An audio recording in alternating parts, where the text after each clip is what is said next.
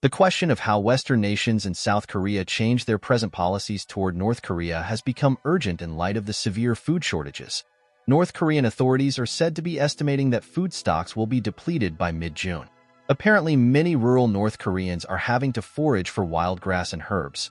State media reported recently an outbreak of foot-and-mouth disease across the country, leading to the deaths of thousands of livestock.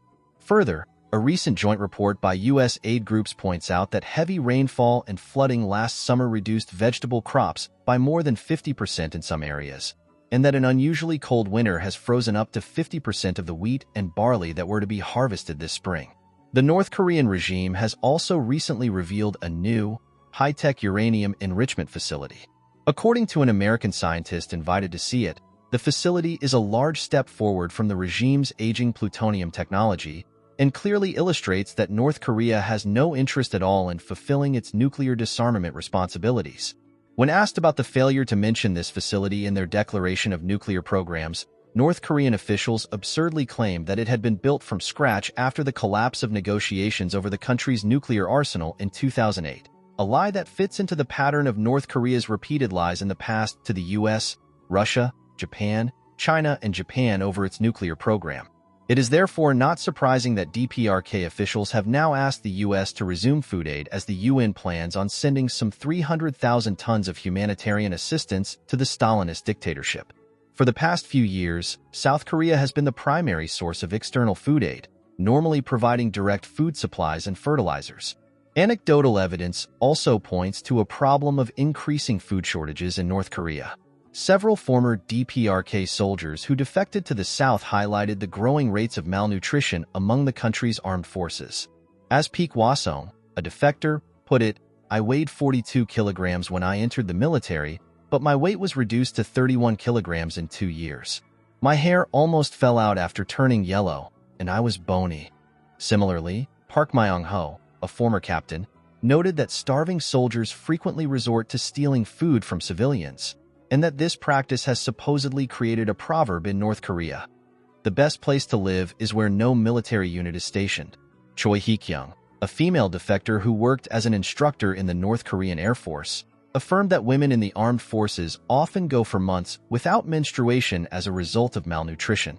The present dwindling of supplies, however, cannot be blamed solely on climate. One should take into account the regime's collectivist economic policies. The key factor in the famine of the 1990s that killed over 10% of the population, and the more recent currency redenomination in 2009 that crushed any real attempts to start building a private sector on the local level. This, of course, was not some short-sighted policy undertaken with good intentions, but was rather a calculated measure aimed at eliminating an expanding class of entrepreneurs viewed as a long-term threat to the regime's grip on the country. Also to be factored in are the North Korean government's Sungun, or military first, policy that places state spending on the armed forces above everything else, and the country's nuclear program. What can one do about North Korea? Given the dire food shortages now affecting the population, it would be tempting to heed the plea of the U.S. aid groups that authored the joint report mentioned above to restart food aid to North Korea.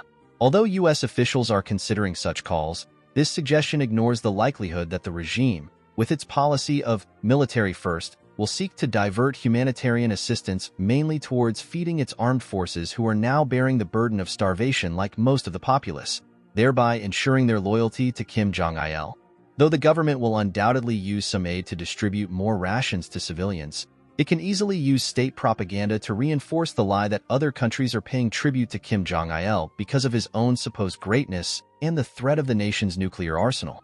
This is precisely what happened during the famine of the 1990s, causing Médecins Sans Frontières to withdraw their aid in 1998 when the regime's misuse of aid became apparent. For similar reasons, the Center for International Policies, CIP, calls for increased engagement with North Korea make no sense. Such engagement was attempted during the Sunshine Policy era of South Korea and led to nothing apart from broken promises on the part of the DPRK. On the other hand, a military attack on the regime would also be folly. Besides a nuclear arsenal, North Korea has substantial anti-aircraft defenses and an army that can be backed by millions of reservist soldiers to defend against an outside attack, which would likely only unite the population behind the government. Instead, and this is said with a degree of hesitation, might it be better if the US government canceled any plans to send aid to North Korea and tried to convince South Korea, as well, to suspend aid? An induced famine, in the absence of aid, could spark an uprising, as we have been seeing in the Middle East. Without substantial food supplies, the armed forces could well ally with the population and turn against Kim Jong-il. As Park Myung-ho says, some claim there is no possibility of revolt in North Korea, but I think, once ignited, the fire of democratization can turn around the current situation in a short period because of the collective nature of the North Korean society.